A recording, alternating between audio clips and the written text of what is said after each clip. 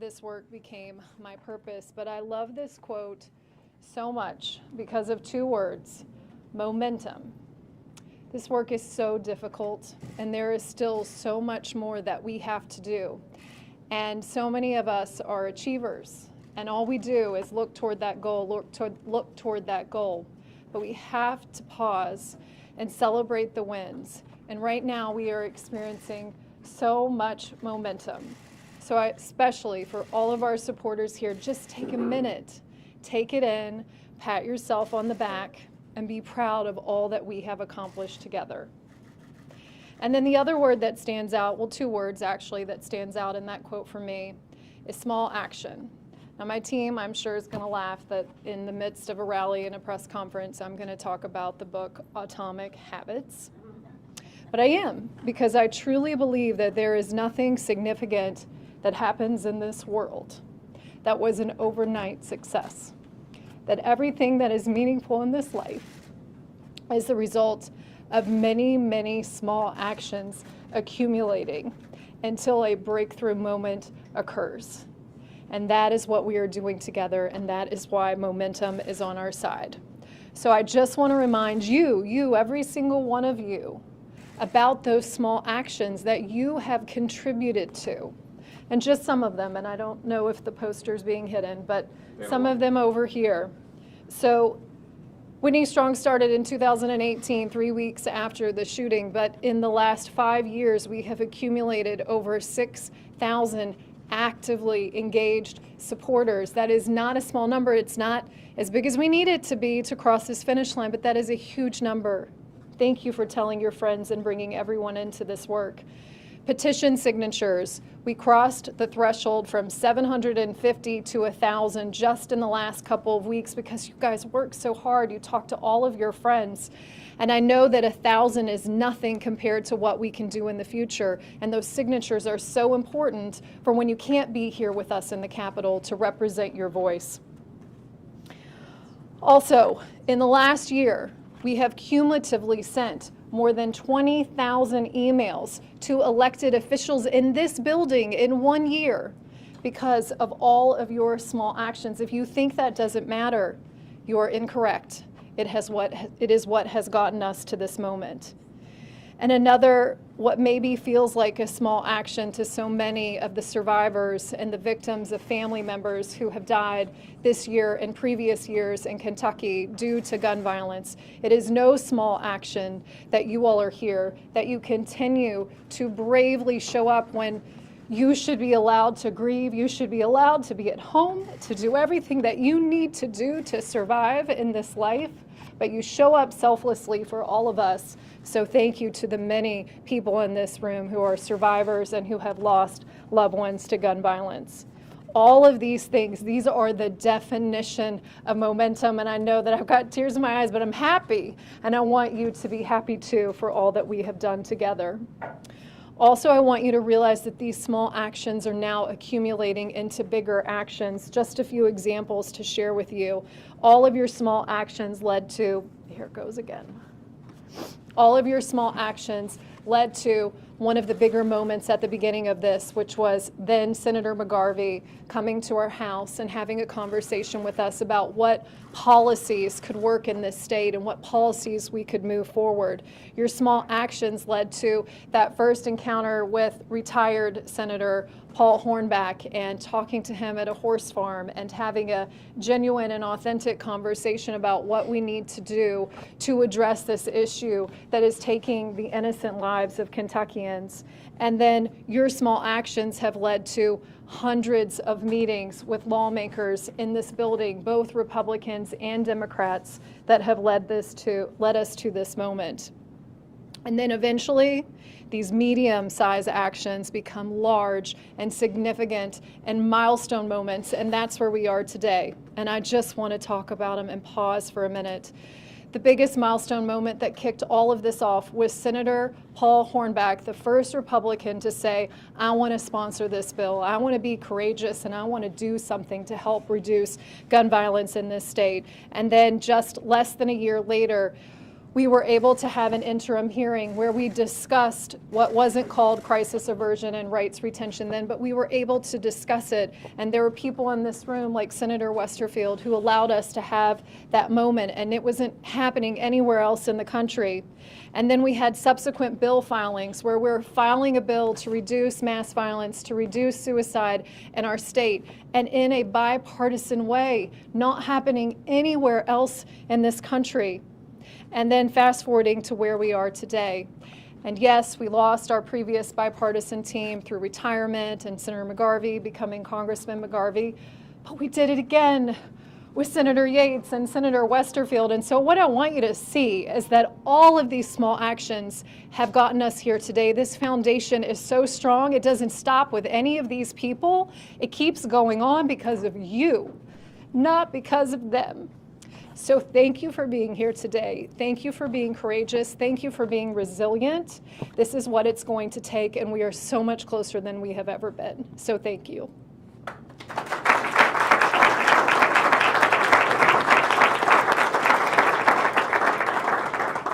I have the unenviable task of following that, Whitney. I'm Whitney Westerfield, and I'm happy to tell you CAR is going to be filed in about 2 hours. So last month we heard testimony. You heard me and Whitney and Chief Sanders and Steve Shannon, and Senator Yates would have been there if he could have been there, but you heard us talk about a couple of different versions. And you'll see the details of that. I've shared that with a lot of our advocates already. This is going to be closer to version 2 if you were paying attention to that committee hearing. But the whole point of this is to try to do something. And I want to encourage you. You just heard Whitney rattle off all the things, all the progress that's been made. Small steps are how that's how anything up here gets done. I agree with you completely, Whitney. Overnight successes don't happen without a whole lot of work that goes in behind them. I want to share you a story that I actually shared yesterday. It has nothing to do with CAR at all. Last year, there was a juvenile justice bill, and I work on juvenile justice a lot. There was a juvenile justice bill coming through. I wasn't particularly crazy about it, and there were a lot of changes I wanted to see in it. And there was a Children's Advocacy Day rally, and there was a group of young adults from a group called Reform Kentucky. I think that's the name of it. The name doesn't matter, but the names of the youth that I met matter. Lee and Quante. They are part of that group, and they came to see me. They saw me in the rotunda that day, and I said, I want to sit down and make time to sit down with you all. And they came back one day and got me out of a caucus meeting and tickled me to death, as I said yesterday. And I sat down in my office upstairs last year. And in the span of about 30 or 45 minutes, they came up with an idea. And to make a long story short, their idea ended up in that awful bill. Those two mid-20, early 20-year-old kids have never once thought about changing the world or changing the law. But they were willing to sit down and have a conversation with a legislator they'd never met before, who maybe they didn't trust initially. And their idea ended up in the Kentucky Revised Statutes today, and it made a bad law quite a bit better, at least in one regard. You have the opportunity to make that difference. You have those conversations, and you have them over and over again. I heard one of my colleagues yesterday rightly say that the change that happens doesn't happen with rallies as much as it does with those one-on-one conversations and relationships you build with the legislators that are yours. Whether you agree with them or not on anything else, start talking to them about this. We don't want to take away guns from people who are law-abiding citizens. We want to step in temporarily to keep people safe. We don't want it to be abused. We want to do something responsible, constitutional, to keep people safe. That's what CAR does. And I look forward to having your support getting it moving forward this year. We hope to get it assigned to a committee quickly, and we hope to get a hearing. That's not a guarantee, but that's where we go next. Make that the part of your pitch today. Wherever it goes in a committee, we need to make sure we try to get it a hearing if we can. That's the next step. After we get it heard, we'll worry about the next step after that. But this is how we do it, little steps at a time. Thank you all so much.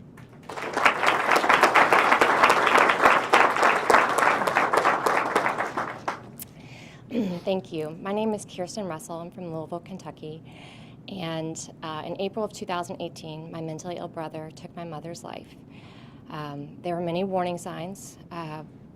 We filed for a mental inquest warrant. We were denied. He didn't fit the criteria. He had become homeless, and 2 weeks prior, my mom had taken him in, as only a mother can do. And for my family, Carr would have made all the difference in the world. If we would have been able to temporarily remove his firearms, I believe my mom would still be here with us today. A lot of times I think about in the wake of September 11th that we immediately changed our airport security to prevent more innocent lives from being taken. We weren't going to let someone else take over our planes. I think the same is true with Carr, is that we have to have measures put in place to safeguard our future, to protect innocent people, to save innocent lives. So I am here today in support of this law and what it can do in the future to protect others. Thank you.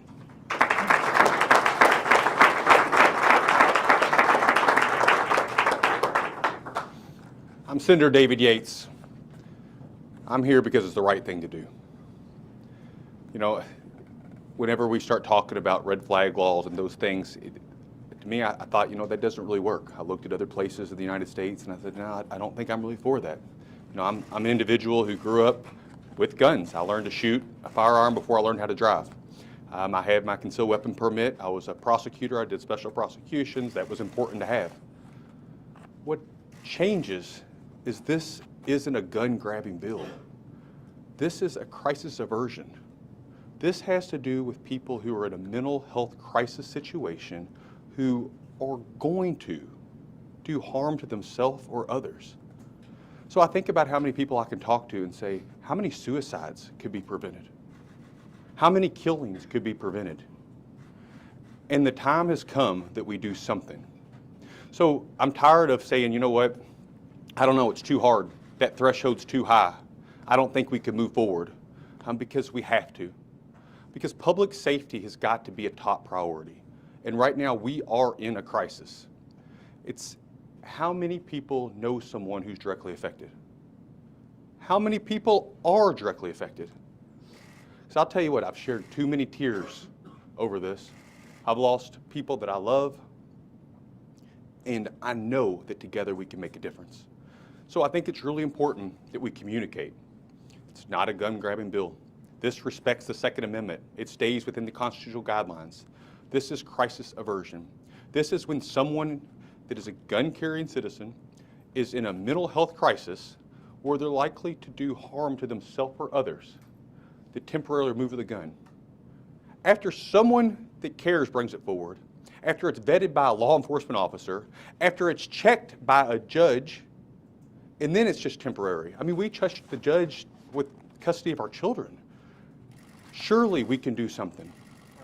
This is the most basic, laid out rule, but it's so important that we move forward and we discuss, because it's a step forward. I love to butcher different quotes.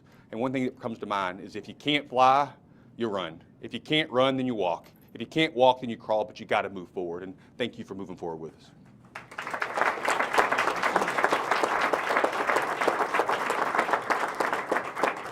Good afternoon. I'm Rick Sanders. 4 decades in law enforcement.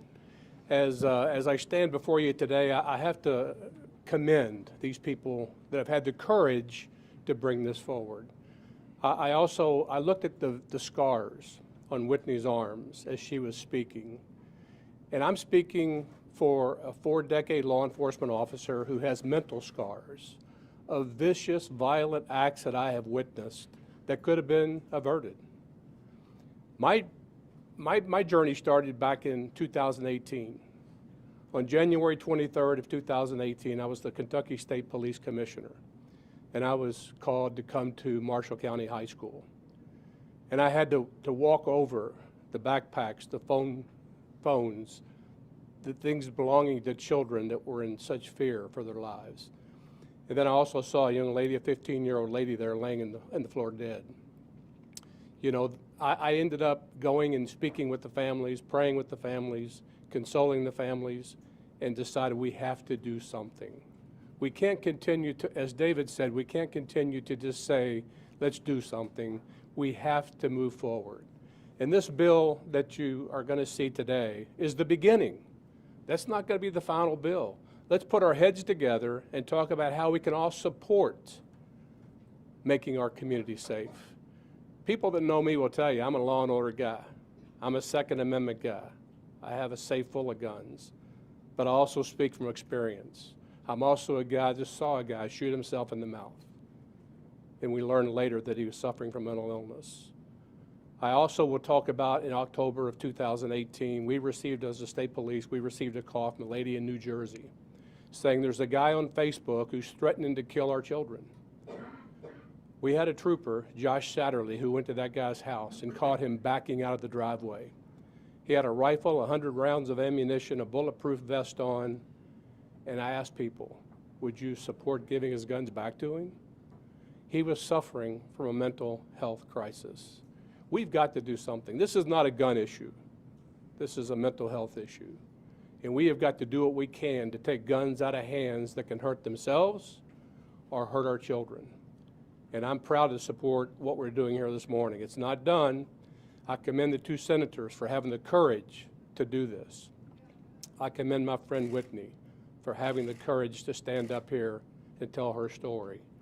And I'm committed to doing what I can to see some version of this bill pass. Thank you.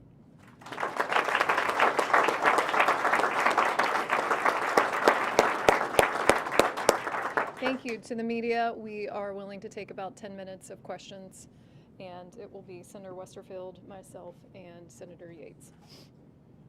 The timing of this bill follows a lawsuit to be filed against the firearms dealer that dealt the firearms to the mass shooter in April of last year. The timing is a coincidence. How would something like this? Yeah, I didn't know about that lawsuit, so that's a coincidence. Senator Westerfield, you said this is closer to version 2, which I believe does not have an ex parte hearing. It does have an ex parte hearing. Oh, it does. Why did you choose that? And can you elaborate on what's in it? Well, that's a longer answer than we've got time to get into. I'm happy to go on the record with you with a longer explanation. This is the cleanest and most consistent with existing statutes. You'll note when you see the draft, this is going to be a new section 202D. 202A is the involuntary commitment statute here in Kentucky. This is going to be a new section 202D. It follows that procedure and protocol. That's the short answer to that. The judges are accustomed to that. The lawyers are accustomed to that. Prosecution, law enforcement. It follows a pattern of something they're all used to doing every day, all day, all the time. What committee would you like to see this in, and what do you think has the best chance? Well, I wonder. I would love for it to come to the Judiciary Committee. I think it's appropriate there. VMAP is appropriate because of public protection. It could go to either one. Either way, it's got a tough uphill climb, and I haven't hidden that at all. You've got to work on getting the right number of votes. And we're not there regardless of either of those committees. There might be one other because of the mental health component that you could argue could fit into, but it doesn't matter where it goes. It'll be assigned, and then that's where we focus our attention. And I start working those members and talking to them and finding whether or not they agree with this draft or if they don't. And then if there are changes that we can make to accommodate them to get them to a point of yes. That's the same with every other bill. So at the end of the day, where it goes doesn't matter as much as whether it goes once it gets there. Senators, we saw that this bill had a hearing with the interim judiciary back in December. Concerns raised from a lot of your colleagues in the legislature. Can you talk a little bit about the conversations that you've had with your fellow lawmakers the last month as you try to build the support and how you're feeling about that? I feel generally positive. Obviously, we got a lot of opposition raised during that committee meeting, but I've also gotten votes of support. There are members of both chambers who've reached out and said, I'm a yes vote. They're afraid to say that publicly, but they are supportive. We've also made changes to the bill based on some of the feedback and arguments that we heard. Not necessarily that I agree with all the arguments, but we wanted to respond to those concerns. And so we've made some adjustments here and there to some of the procedures and processes. I think it's a constitutionally sound bill. Can you give an example of one of those changes? I can. There was language regarding what happens when a law enforcement officer gets to the door of someone with the order, the temporary order, and they refuse. We've added some language in there that I think strengthens the constitutional argument or the position of that law enforcement officer to be able to come back and get those firearms under certain circumstances. And I can get into more of those weeds if you'd like. I mentioned this at the committee meeting, so this didn't come as a result of it. I did anticipate some objections, which is why I included it. The bill does include a presumption that's rebuttable. So the default position, both when the court's reviewing the petition initially and every subsequent review thereafter, the default position is that the gun should be returned. That rebuttable presumption has to be rebutted each and every time by the petitioner. They've got to show that the issue is either there to begin with, sufficient enough to issue the temporary order, or that it's still there, sufficient to keep the order in place. This is a similar question to hers, but in your private conversations, do you feel as though there's going to be enough support on the Republican side to get this bill passed? I haven't had enough private conversations yet to answer that question, so I don't know. And I'll tell you, just some conversations I've had this year are so much different than last year. I can agree with that. So much more open-minded, saying, you know, I'm listening, I care. I think that it has to do with the constituent base. Picking up the phone, talking to them. It has to do with senators and representatives knowing someone in the district who could have been saved, who was directly related. And so I think that if it does come to a vote, a lot of people may vote for it if they think there's already enough votes to pass, but don't want to take the political punch if there's not. So we still have a lot of work to do. I'll say what I said in December. There's more support for it than you're hearing. That is abundantly clear. And that should encourage you all. Thanks. Yeah, that's for you guys.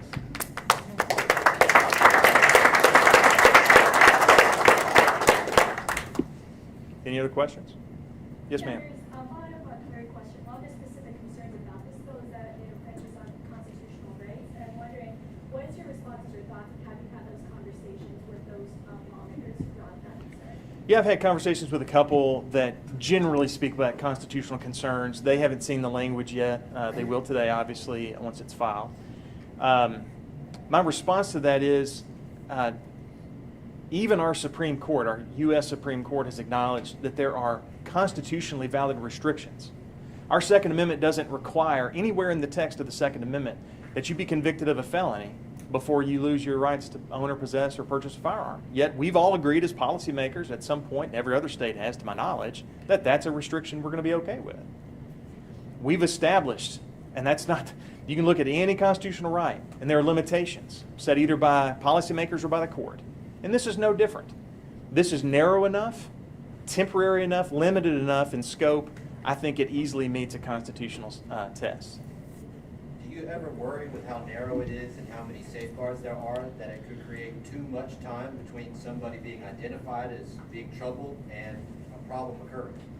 No, not too much time, because the way this process works, there is an ex parte hearing. So as soon as that petition can be filed by law enforcement, I mean, that's not to say you're always going to be, but that's true in every other state that has something like this. Nothing's perfect, and you can't guarantee that you're going to catch someone in time before they hurt themselves or hurt someone else. But right now, there's no mechanism short of involuntarily committing them. And as we heard from Kirsten, Reverend Kirsten, there she is. As we heard from Kirsten, those can sometimes and are often denied. There needs to be another path where, okay, we're not going to commit your whole person and detain you in your liberty, but we think it's justified to perhaps just for a temporary time remove firearms from that situation. Right now, the law doesn't provide for anything like that. This changes that. There's obviously similar laws like this in many other states. Can you explain how your proposal differs from what other states are doing? I think the biggest difference is that presumption, that rebuttable presumption. I'm not aware of another state that has that. I was trying to come up with some way to make it more palatable to people who are concerned that this violates the Second Amendment. And we're talking about people, and this is a fair statement, we're talking about people who have not yet broken the law. I think the bar should be higher, and so we've made the bar higher. And that's also the case, though, with other 202 issues with mental health.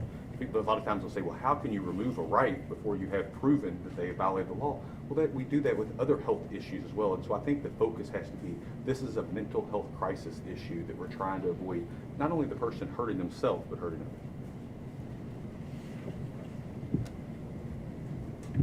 One more question? Anybody? Thank you. Thank you all. Thank you. So,